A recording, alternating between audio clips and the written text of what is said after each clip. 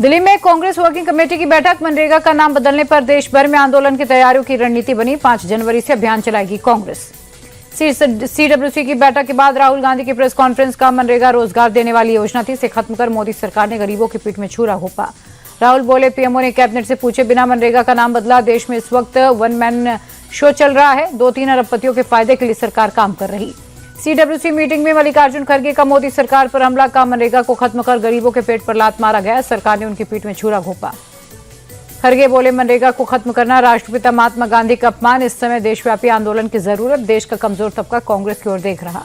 कांग्रेस अध्यक्ष ने एसआईआर को गंभीर चिंता का विषय बताया। कहा, यह लोकतांत्रिक अधिकारों को सीमित करने की सोची समझी साजिश, बीजेपी और चुनाव आयोग की मिली भगत। खड़गे बोले, नेशनल हेराल्ड मामले में हमारे नेताओं की छवि खराब करने की साजिश, ईडी और सीबीआई जैसी संस्थाओं का दुरुपयोग रहा। सत्यमेव जयते में हमारा भरोसा।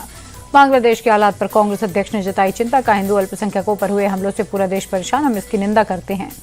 कांग्रेस वर्किंग कमेटी की मीटिंग में दिग्विजय सिंह ने कांग्रेस और राहुल गांधी के काम करने के ढंग पर सवाल उठाए। कहा, कांग्रेस संगठन में विकेंद्रीकरण की जरूरत।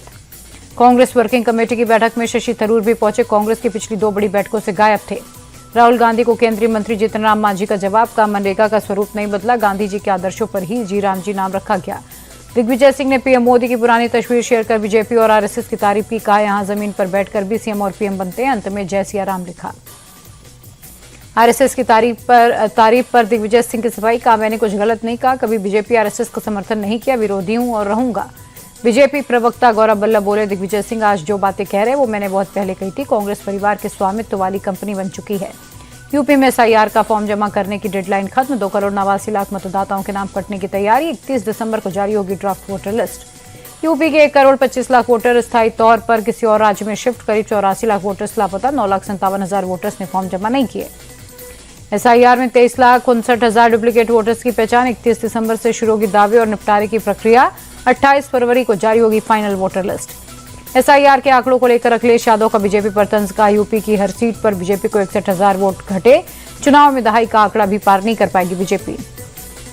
अखिलेश के बयान पर मंत्री स्वतंत्र देव सिंह का पलटवार। का बीजेपी के कार्यकर्ता पार्टी को मां समझते, ऐसी पार्टी कभी गड्ढे में नहीं जा सकती।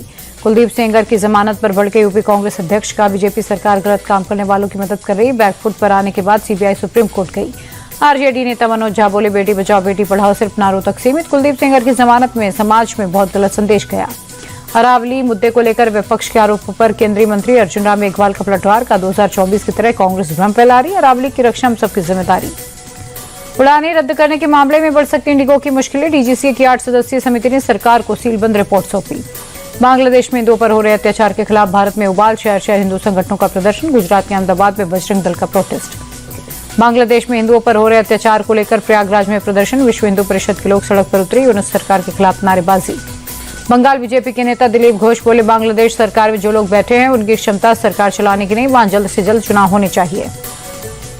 सीतापुर में डबल मर्डर से हड़कंप। पुरानी रंजिश में बाप बेटे की गोली मारकर हत्या। कुछ दिन पहले ही दोनों जमानत पर जेल से छूटे थे। जयपुर के चौमों में हिंसा के बाद पुलिस का एक्शन। 24 घंटे में 100 से ज्यादा उपद्रवी हुए गिरफ्तार। पत्थरबाजों की तलाश में सैकड़ों घरों के अंदर जयपुर पुलिस की छापेमारी। सीसीटीवी कैमरे से हो रही दंगाइयों की पहचान। एहतियातन आज इंटरनेट सेवा बंद। नए साल के पहले दिल्ली पुलिस का एक्शन। ऑपरेशन आघात के तहत 504 अपराधी गिरफ्तार। भारी मात्रा में ड्रग्स हथियार कैश जब्त। गुरुग्राम के नाइट क्लब में बड़ी वारदात। शादी का प्रस्ताव ठुकराने पर शादीशुदा महिला को मारी गोली। दोनों हमलावर यूपी से गिरफ्तार। हरियाणा के यमुनानगर में तेज रफ्तार का कहर। नशे में धुत पुलिसकर्मियों ने 6 गाड़ियों को मारे टक्कर। कई लोगों की जान बाल बाल बची। बिहार के रोहतास में रोपवे का मेन टावर भरभरा कर गिरा। 13 करोड़ की लागत से बना रोपवे ट्रायल में धराशायी। आईआईटी पटना की टीम करेगी हादसे की जांच। अभिनेत्री रकुलप्रीत सिंह का भाई हैदराबाद ड्रग्स केस में फरार। पुलिस ने अमनप्रीत को पकड़ने के लिए स्पेशल टीम बनाई। उत्तराखंड के उधम सिंह नगर में अवैध मजार पर बुलडोजर एक्शन। प्रशासन ने अतिक्रमण ध्वस्त कर सरकारी जमीन को खाली कराया। आईजीएमसी शिमला अस्पताल मारपीट मामले में रेजिडेंट डॉक्टर एसोसिएशन की हड़ताल। रेजिडेंट डॉक्टर्स को नौकरी से निकालने के फैसले को वापस लेने की मांग। श्रीनगर में पिछले 15 दिन से काले भालू की दहशत। डर के साए में लोग जीने को मजबूर। वन विभाग की टीम भालू को पकड़ने में जुटी। एमपी के मुरैना में बीजेपी नेता की कार से हादसे के मामले में एक्शन। पुलिस ने आरोपी दीपेंद्र भदौरिया को गिरफ्तार किया। अनियंत्रित कार की टक्कर से 2 की हुई थी मौत।